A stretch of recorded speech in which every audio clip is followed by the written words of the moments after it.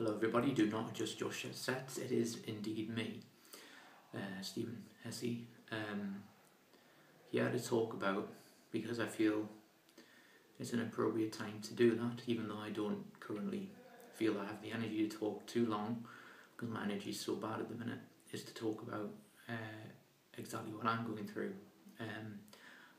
The reason for said beard getting this long is because I'm not allowed any razors in here because I'm currently recording this in a psychiatric ward.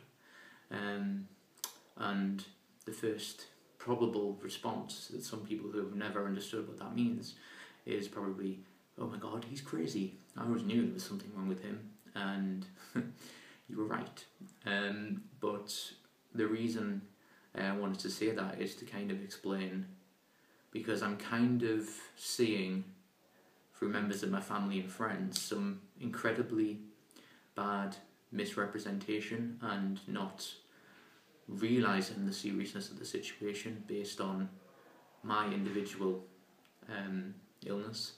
Because one of the things about mental health is when you first say mental health to somebody is that they do that reaction of going, oh god, mental health. Whereas if you say to somebody, for example, cancer, because you probably know somebody most likely who's dealt with cancer, who's someone really close to you, because pretty much everybody knows somebody who has, is you kind of have been taught, whether you realise it or not, how to deal with that, because you're aware of its existence, because as soon as we end up thinking as human beings inside the mind and talk about each other's minds, there's some people who feel intellectually challenged to do that, not realising that it can lead to some unbelievable benefits whether you have mental health or not. But for someone like me, my brain is broken in the very sense of the word. And what I find really fascinating is if anyone has any physical illness, then they can see it. Therefore, it's much more easier to have sympathy with somebody. But if it's somebody's mind, they instantly feel that you're responsible because it's your mind.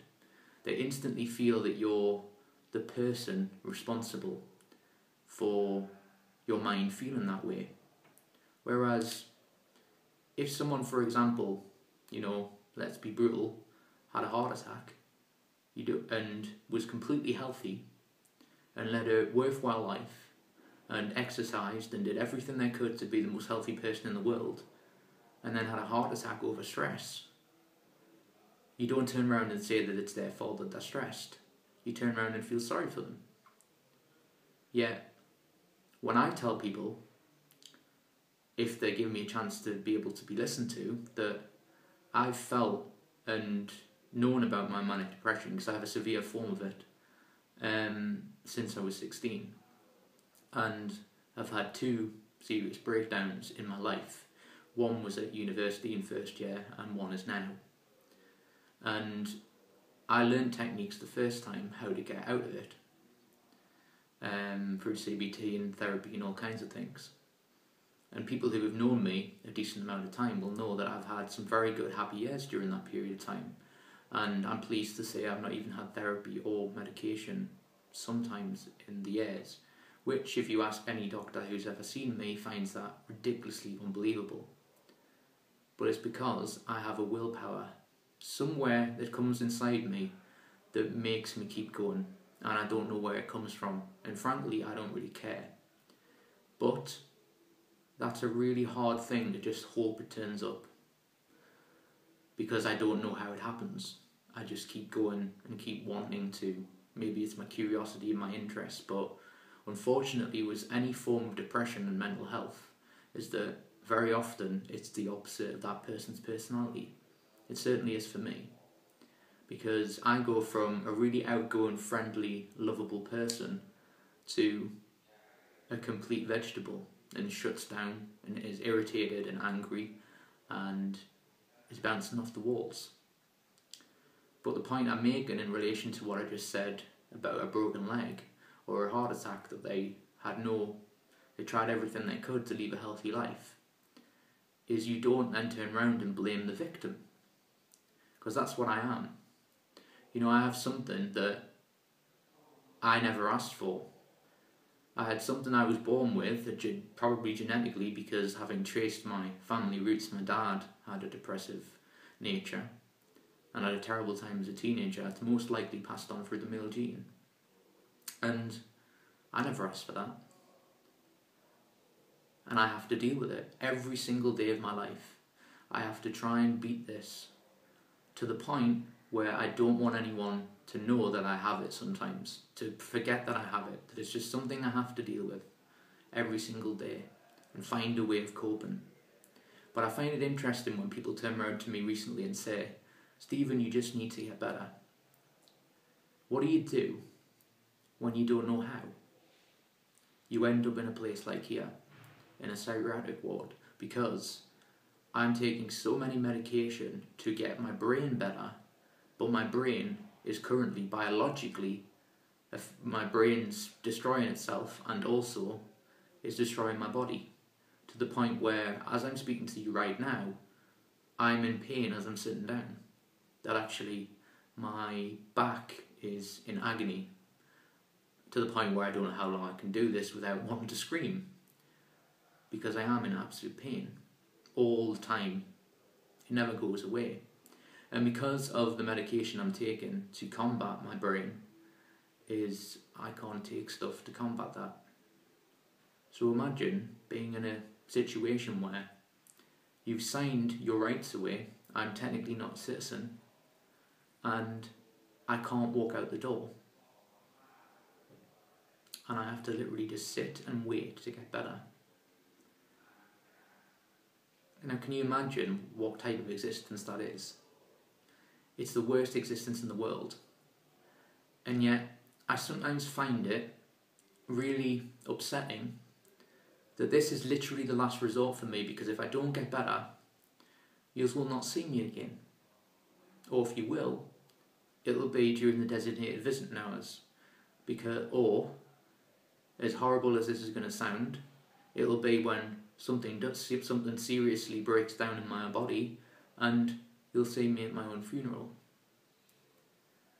Because they're the two options. And what offends me is, but I understand because you don't understand what I'm going through, is it's not a case of willpower and about the people who care. Statistically, I shouldn't be beating this. The odds are stacked against me as it is. So when people hear me talk about the negative stuff happening in my life that is affecting me every day, it's because it reinforces all of the symptoms I'm going through. If you read any sort of mental health manual about anything, about any form of mental health, you will see that it says families need to be aware of what the patient or victim, whatever way you want to call it, is going through, because they need to know, because if they don't understand, that can increase the symptoms of the person affected. Now, I regularly need to speak to somebody outside of here, because really, if you want to know what it's going to take for me to recover, there's 3 different things that I need in order to get better. And none of these fall under the category of having someone just say, Stephen, you need to try harder, or Stephen, you just need to get better. I understand that in any regular scenario, but this isn't a regular scenario. As I say, compare it to cancer if you want. I may not get out of this, and that's a fact. One I don't like, but as I said earlier, the truth is what's important. So what are my options? Are my options to lie and say that this isn't what it's like? Or do I do something like this where I go, fuck the stigma. I need, if anything, if I don't get out of this, somebody play this video and help somebody in my situation, because there is currently in this psychiatric ward 19 patients in a 20-roomed ward. Some of these people have no hope at all. Now I'm clinging on to what little hope I have. And people say, why do you get so upset about the people who aren't prepared to help you? And I'm like, because they spent the whole of the time saying they would. And I generally think when somebody would turn around to me and say, you know, I'm fighting for my life here, Hesse, I'd turn around and go, what do you need? Because you can get another job, you can get another friend, maybe not, and hopefully not the same as what I hope a friend I am to you, but you can't get another life. And I'm aware of that. And I want to fight to beat that, but like I say, I'm in a situation where I'm surviving every single day to try and beat this, because I'm waiting, essentially, for my body to see if my body will cope with what I'm going through. And if it doesn't, I'm fucked. So when I say I need everybody to help me and pray for me, as my mum says jokingly, I say jokingly from my perspective because I'm not religious, but hey, even God, hey man, help me as I look upwards. I need everybody to help, especially the ones who said they loved me. The idea of not seeing people again kills me. It really does. Because one of the things I made when I was the first breakdown at university was I made this decision that I wasn't going to be as horrible to people because I thought I was mad. I thought I was completely losing my mind. And I was, just I had a biological reason for that. So I made this decision that I was never going to let it, as much as I could, and try my absolute best to never make it get as bad as that I make someone feel bad. And for a series of circumstances that happened over this summer, that actually happened with someone really close to me. And I'm paying for that every single day now. And the reason it got to that point was I was getting better in coping and finding techniques and stuff, but they hung me out to dry to the point where I literally was desperate to the point now where basically they didn't pass me on to a second medical health team, and I ended up feeling a month of my symptoms without any medication that was working and without any professional help at all. So if you think in the context of over-relying on people that were helping me over that period of time, as wrong as that is, it's understandable when you're desperate. And I'd like to ask anyone that listens to this who knows me, is out of all the years or months, hopefully years that you've known me, when have I ever asked for help? I'm a very, very, very private person, but one of the reasons I do stuff like this is because I'm aware of how serious, I know how serious my own thing is. This could kill me. And I have to think about that every single day, to the point where I don't know if today is going to be my last day. Or I don't know if tomorrow is going to be that I recover. That's a really terrible existence. Right now, as I'm talking to you, my back is killing me. I have a chest pain that they don't know what is. And I still have to take these medication that potentially could be making me ill. As in my body ill, but my brain better. Because that's what medication essentially does. Is it makes one thing less efficient, aka my whole body in this instance, to fix up here. But like I say, the key point is, my brain is broken. So if I did something out of character, out of personality, why am I being looked at as the person who is going through something that affects 2% of my life, but is the most serious thing, and not looking at the 98% of the time where I hope I've inspired you, I've encouraged you, I've hugged you, I've cared about you, I've given you advice, I've asked you if you need anything. And I keep asking this thing of when people say you can't thingy yourself to other people's standards, to your standards, sorry. And I go, well, what was the point if you don't have your own standards? Because I just wanted to ask this question of, if I knew someone was going through what I was going through now, I would be constantly making sure they're alright and making time. Because I treat that a person is struggling to the point where they may not make it very, very seriously. And if you don't think something like that happens, then all I can say to you is, I'm really, really pleased for you that you've never seen something as bad as the stuff I've seen. I'm aware of the fact that there's this other side of this life where people struggle and struggle and struggle and struggle. And I guess I'm one of the fortunate ones that is still carrying on. But I can't make my own hope forever. And that's the whole point about wanting to get the help. The reason I'm in here, as one of the first meetings I had when I was in this point was, they asked me, Stephen, what do you need to do to get better? And I said, I don't know how to answer that question. And he said, say the first thing that comes into your mind. And I said, I want to get better. I just don't know how. And he said, well, that's step one. You want to beat it. No one's ever asked me that, who knows me, because they just say, Stephen, try harder, get better. It's not like a broken leg, as in, ooh, it's going to heal in 6 months, rehab it, take a break. It's one of these horrible things where I could be fixed and I could be on the road to recovery within a week, but this is going to be long term whether I like it or not. And the irony is, when you say, Stephen, you just need to get better, the real answer, the honest answer is, no, Stephen just needs to learn to cope. To find something to not make this beat me, because I have to fight this every single day.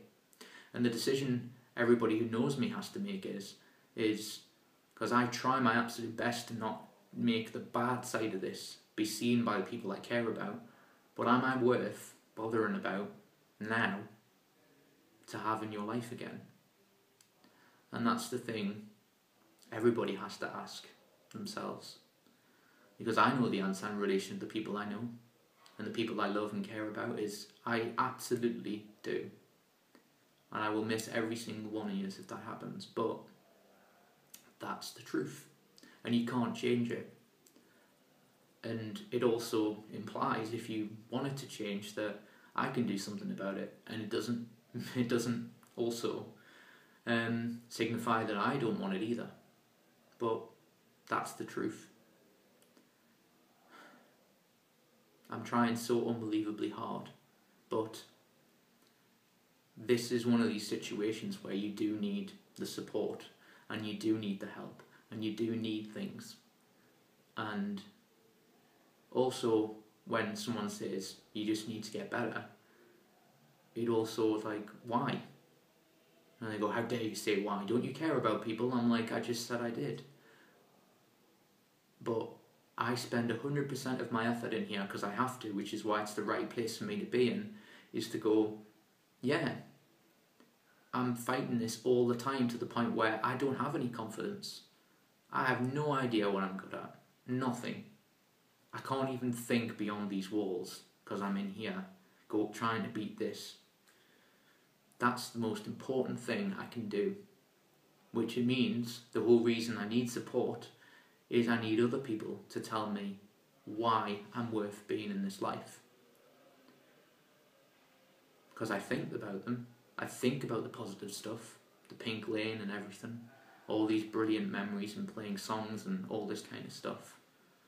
But I need to know, does it matter to you? Because when I'm in here, I don't believe that. Which is why, if you want me to believe it, you need to keep telling me that. As I said, there's 3 things I need. And this is why putting all the emphasis on me to do all the work to get better is the reason I'm in here. Because there's 3 things anyone with mental health needs. They need medical, social, I'm not swearing at this, and psychological. Now, the medication is really significant because as nice as it would be to be like the Matrix or whatever it is, that you take a pill and everything's different instantly, it doesn't work like that. Basically, medication in my instance is to level me off to the point where I can then figure out what's triggering my current illness, or at least stop it ever getting this far. And that's not my fault. As I say, this is a biological thing, like a virus, basically. Because you have a chemical imbalance in your brain that you can't control that happens, and I have to teach my mind to not overthink, but I can't stop the biological stuff. That's going to happen. I'm hoping it doesn't happen often, but currently it's on an 8-year cycle, which I'll take, but I don't really want to do it again because this is the hardest thing I've had to do. So that's what I'm doing in here. When everyone says you're in the right place and you're going to get better, it doesn't mean I don't need people from the outside to tell me why I matter. That's the biggest point. Because that is what keeps me going. And when it says you need to find your own self-worth, yeah, that's going to come later.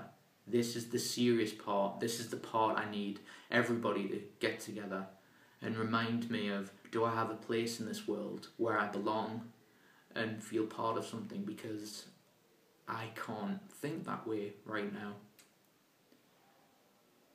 Because I have to fight this. So I can't do the energy for you to tell me what I need to know as well. That's too much for me. Just like I can't deal with the negative stuff, like one of my closest friends not speaking to me because of what my depression did, not what the smiling, caring person who writes songs about them and hangs out with them and does all these amazing things.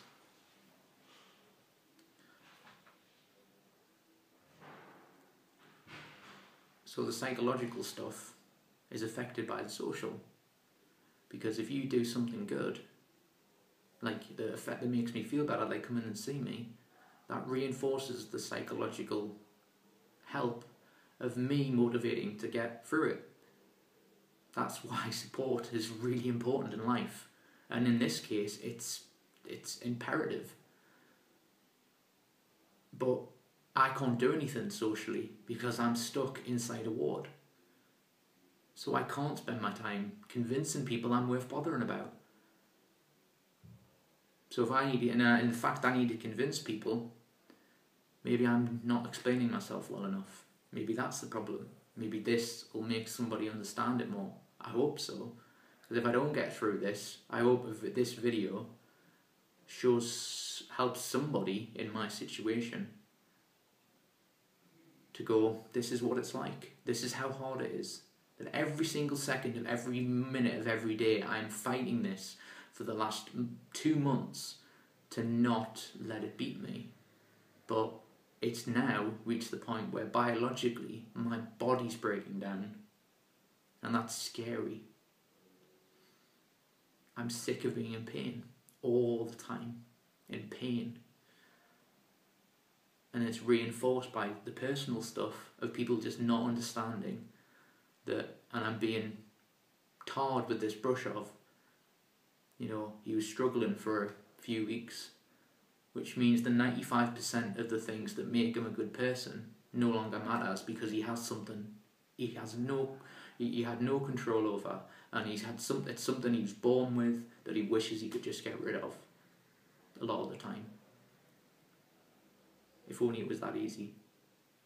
Because I think that's one of the things when you end up in a psychiatric ward is people go, you're in the right place, so there must be a fix. It must be like, I need you to get better because I can't deal with what you're going through. Which is another, I think, unmotivating point. Because if you're someone like me who's going through pain and then saying the people around you in pain because of what you're going through, it reinforces you I'm better off not being here.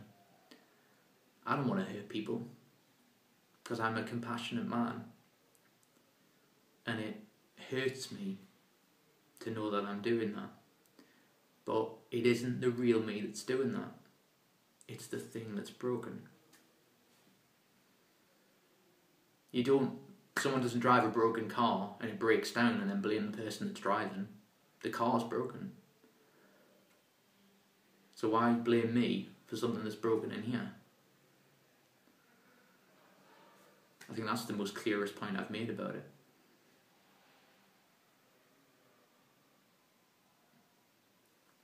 Let's say the psychological is affected by the medication. So the 3 points, as I said earlier, is that I level off, and then through therapy, once I get out of here, I'll start to then figure out the processes along with the medication where biologically I'm back to the point where I can deal with this.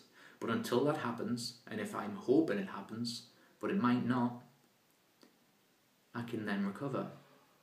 Because right now, it's a battle of a lot of my willpower and my body to get through it. And that's just rolling a dice.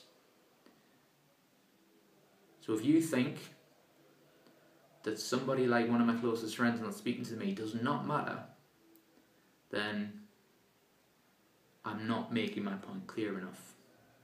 Because it reinforces the point that I'm being judged and blamed, and also that I don't need any help or all the help in here. And this point is the most crucial. I don't want to spend my time saying to myself that I'm a good person and I make Geek Apocalypse and I help people out with albums and gigs and encouraged people and played music with them and made a web series and gave people confidence and wrote some stuff about them and have helped them through things and have laughed and had great times together and all these memories. At this moment in time, because of what I'm going through,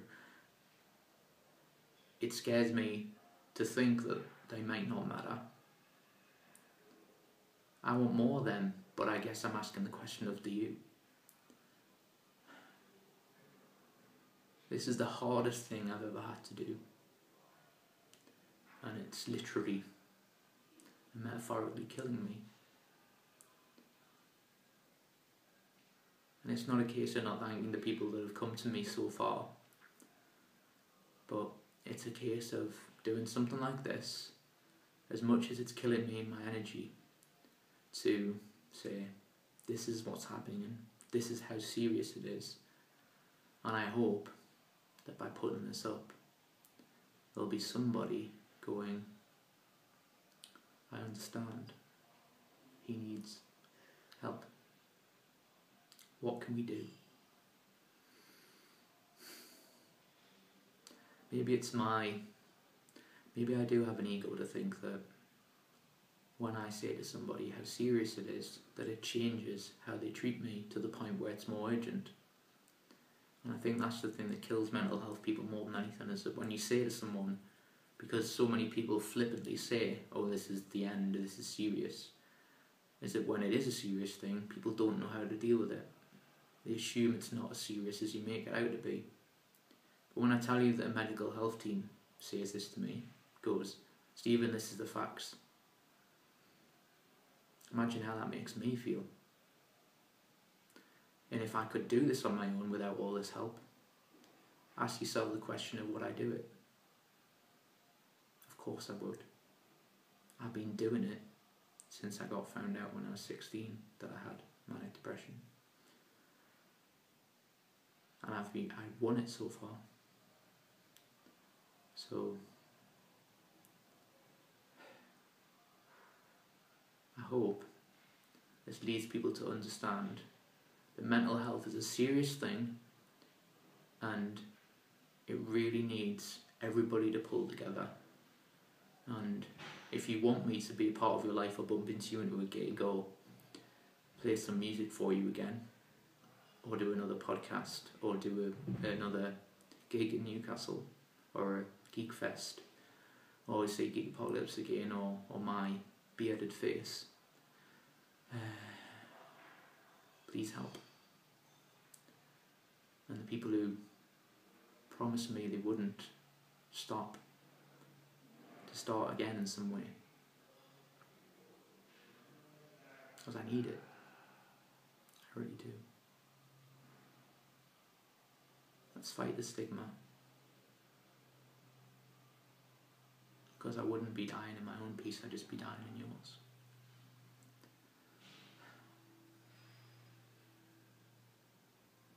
All I'm asking for is a chance.